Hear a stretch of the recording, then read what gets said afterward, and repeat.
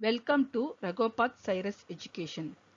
Today we are going to see about an introduction to the Adobe Pagemaker Chapter 2 in Computer Application for 12th Standard Student. So, இப்போ பார்த்தீங்கன்னா press the left mouse button. Okay, and drag the mouse to a position where you want to stop selecting. So நீங்க வந்து left mouse பட்டனை press பண்ணிட்டு அப்படியே அந்த மவுஸை வந்து move பண்ணிக்கிட்டே வரணும். எது வரைக்கும் நீங்க ஸ்டாப், அதாவது எது வரைக்கும் செலக்ட் பண்ணணும், எந்த கேரக்டர் வரைக்கும் அல்லது எந்த டெக்ஸ்ட் வரைக்கும் நீங்க வந்து செலக்ட் பண்ண நினைக்கிறீங்களோ அது வரைக்கும் நீங்க வந்து மூவ் பண்ணிக்கிட்டே வரணும்.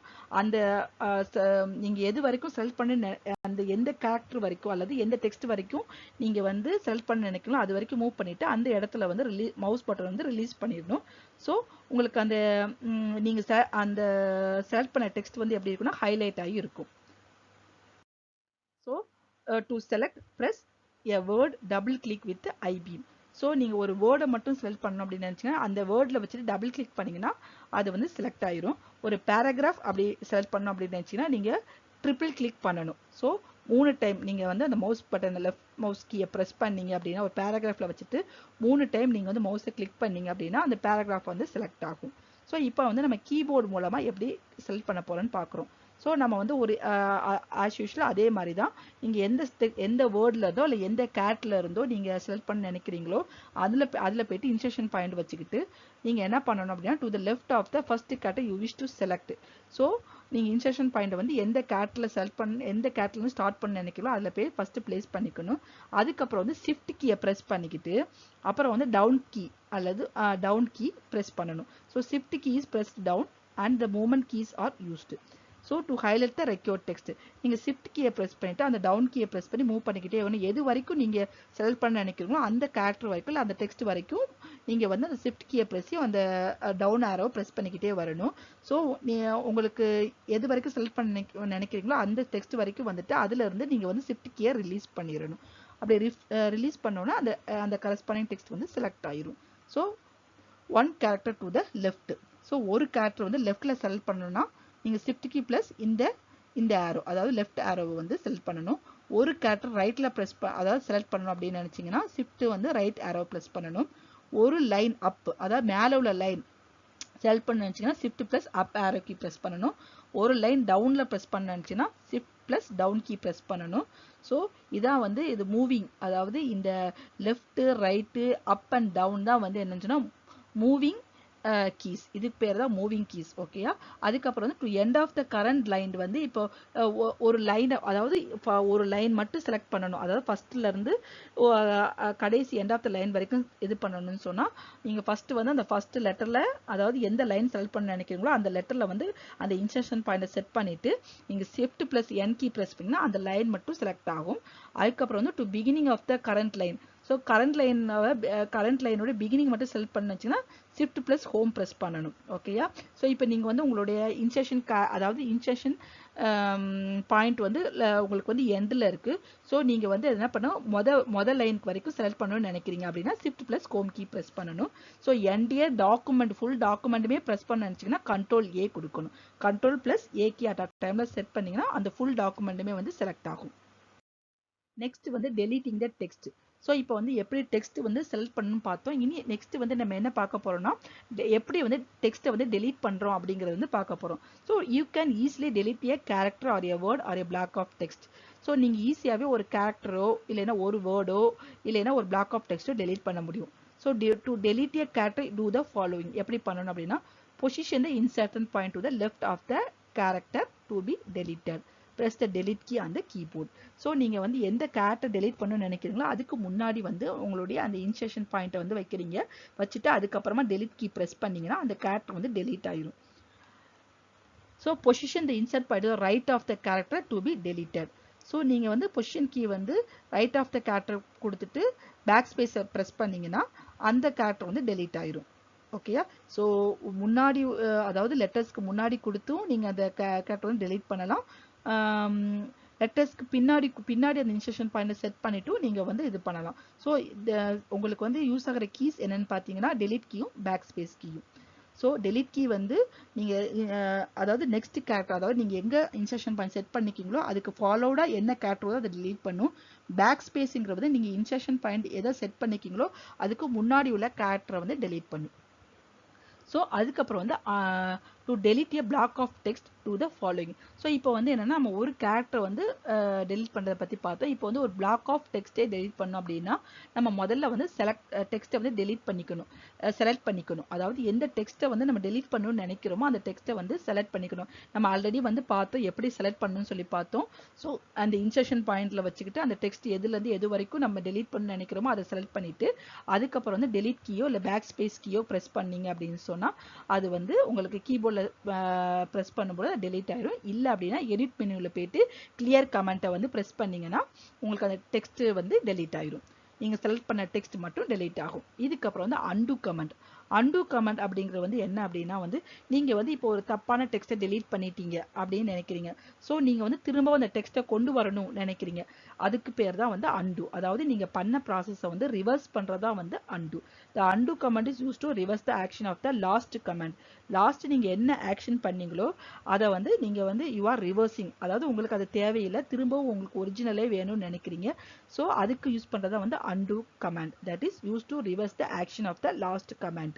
ஸோ நீங்கள் என்ன பண்ணுறீங்க அப்படின்னு பார்த்தீங்கன்னா to reverse the last comment வந்து என்ன பண்ண எடிட் மெனுவில் போயிட்டு undo மெனுவில் வந்து undo அப்படின்னு கிளிக் பண்ணிங்கன்னா நீங்கள் லாஸ்ட் என்ன ஆக்ஷன் பெர்ஃபார்ம் பண்ணிக்கிங்களோ அது வந்து உங்களுக்கு திரும்ப அப்படியே இருக்கும். அதாவது delete டெக்ஸ்ட்டை delete பண்ணிங்கன்னா அந்த delete பண்ண டெக்ஸ்ட் வந்து வந்துடும். இல்லை அந்த இடத்துல வேறு ஏதாவது பேஸ்ட் பண்ணியிருந்தீங்கன்னா அந்த பேஸ்ட் பண்ண டாக்குமெண்ட் வந்து மறைஞ்சு போயிடும். ஸோ என்ன நீங்கள் பண்ணியிருக்கலாம் அதை வந்து ரிவர்ஸ் பண்ணக்கூடிய அந்த ஆக்ஷனை வந்து ரிவர்ஸ் பண்ணுறதா வந்து undo கமெண்ட். ஸோ இப்போ வந்து மெனுவில் பார்த்தீங்கன்னா எடிட் மெனு கிளிக் பண்ணிட்டு undo பண்ணால், இல்லை கீபோர்டில் வந்து கண்ட்ரோல் இசட் பண்ணிங்கன்னா கண்ட்ரோல் இசட்டை வந்து at the same time press பண்ணிங்கன்னா அந்த கமெண்ட் வந்து undo ஆகும். நெக்ஸ்ட் வந்து copying and moving the text.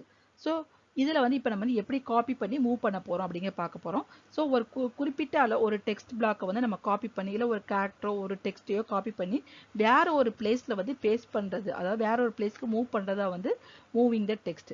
So the copy and paste comments of the page maker can be use to copy the text from one location in the document and paste it to the another location. So the copy commands creates a duplicate of the selected text. So copy command வந்து எப்படின்னா அது நீங்கள் ஏற்கனவே இருக்கிற டெக்ஸ்ட்டை வந்து it makes the duplicate copy. அதாவது copy கமாண்டை பொறுத்த வரைக்கும் நீங்கள் காப்பி பண்ணக்கூடிய டெக்ஸ்ட் வந்து அந்த இடத்துல இருக்கும். நீங்கள் வந்து இன்னொரு இடத்துல அந்த நீங்கள் செலக்ட் பண்ண டெக்ஸ்ட்டை வந்து பேஸ்ட் பண்ணுவீங்க.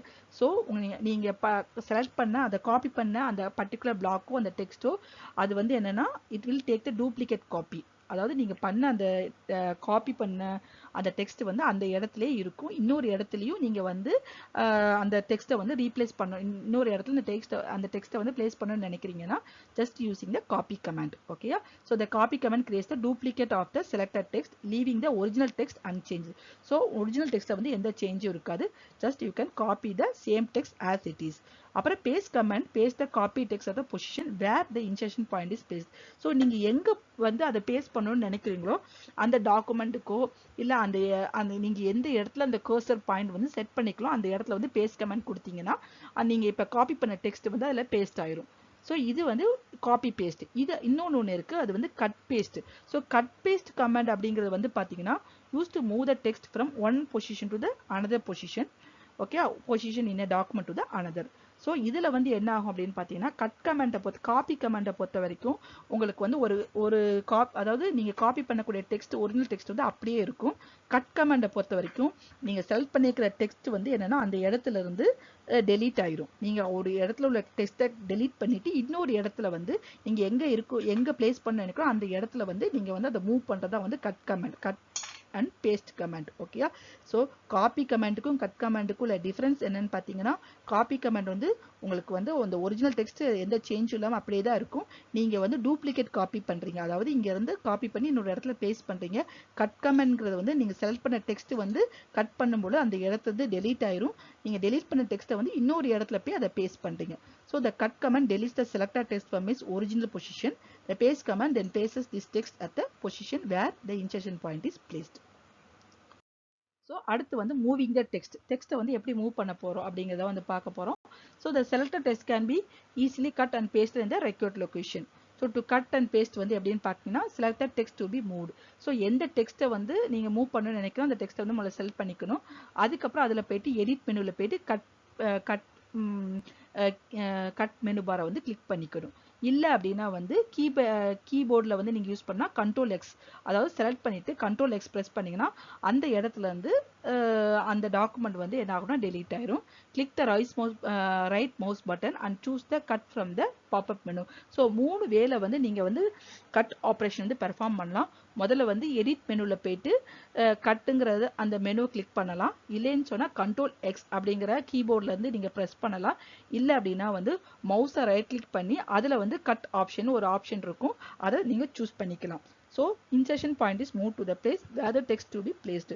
ஸோ உங்கள் இன்சர்ஷன் பாயிண்ட், அதாவது மவுஸ்க்கு எங்கே வந்து பேஸ்ட் பண்ண நினைக்கிறீங்களோ அந்த இடத்துக்கு வந்து மவுஸ் பாயிண்டரை மூவ் பண்ணி வச்சுக்கணும். இப்போ பேஸ்ட் பண்ணுறது எப்படின்னு பார்க்கலாம். இதில் நீங்கள் 3 டைப்ஸ் ஆஃப் வந்து பேஸ்ட் கமெண்ட் வந்து யூஸ் பண்ணலாம்.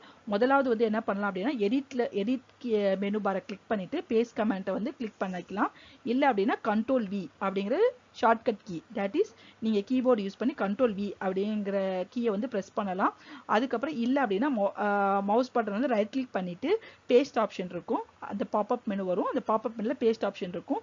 அந்த பேஸ்ட் மெனு கிளிக் பண்ணிங்க பேஸ்ட் ஆப்ஷனை கிளிக் பண்ணிங்கன்னா உங்களுக்கு அந்த இடத்துல நீங்கள் கட் பண்ண இது வந்து பேஸ்ட் ஆயிடும். ஸோ கண்ட்ரோல் எக்ஸ் வந்து கட் பண்ணுறதுக்காக, கண்ட்ரோல் வி வந்து பேஸ்ட் பண்ணுறதுக்காக, கண்ட்ரோல் சி வந்து காப்பி பண்ணுறதுக்காக. So copying the text. So நம்ம வந்து இப்போ copying the text the same as the cut and copy. Okay. So cut and paste. So நம்ம இங்கே என்ன பண்ணுறோம் அப்படின்னா எப்படி காப்பி பண்ணி பேஸ்ட் பண்ணுறோன்னா அதே மாதிரி தான். ஃபஸ்ட்டு வந்து டெக்ஸ்ட்டை வந்து செலக்ட் பண்ணிக்கணும். அதுக்கப்புறம் எடிட்டில் போயிட்டு காப்பி மெனு கிளிக் பண்ணணும். இல்லை அப்படின்னா கண்ட்ரோல் சிங்கிற கீஸை வந்து ப்ரெஸ் பண்ணணும் கீபோர்டில். இல்லைன்னா ரைட் கிளிக் பண்ணி அந்த மவுஸ் பட்டில் காப்பிங்கிற பாப்அப் மெனுலேருந்து காப்பி ஆப்ஷனை வந்து கிளிக் பண்ணிக்கணும். அதுக்கப்புறம் எந்த இடத்துல காப்பி பண்ண அந்த டெக்ஸ்ட்டை காப்பி பண்ணணும்னு நினைக்கிறோமோ அந்த இடத்துக்கு அந்த இன்சர்ஷன் பாயிண்ட், அதாவது மவுஸ் பாயிண்டரை மூவ் பண்ணி வச்சுட்டு அந்த இடத்துல போயிட்டு என்ன பண்ணால் எடிட்டில் போயிட்டு எடிட் மெனுவில் போயிட்டு பேஸ்ட் மெனு வந்து கிளிக் பண்ணணும். இல்லை அப்படின்னா கீபோர்டில் கண்ட்ரோல் வி அப்படி கிளிக் பண்ணணும். ஸோ கண்ட்ரோல் வி கீயை ப்ரெஸ் பண்ணணும். இல்லை அப்படின்னா வந்து மவுஸை ரைட் கிளிக் பண்ணிவிட்டு பேஸ்ட் ஆப்ஷனை வந்து பாப்அப் மெனுவில் வந்து கிளிக் பண்ணணும். ஸோ கீபோர்ட் ஷார்ட்கட்ஸ் பார்த்தீங்கன்னா Ctrl+C வந்து காப்பி பண்ணுறதுக்கு, Ctrl+V வந்து பேஸ்ட் பண்ணுறதுக்கு. So thank you. Kindly subscribe our channel Rehoboth Cyrus education.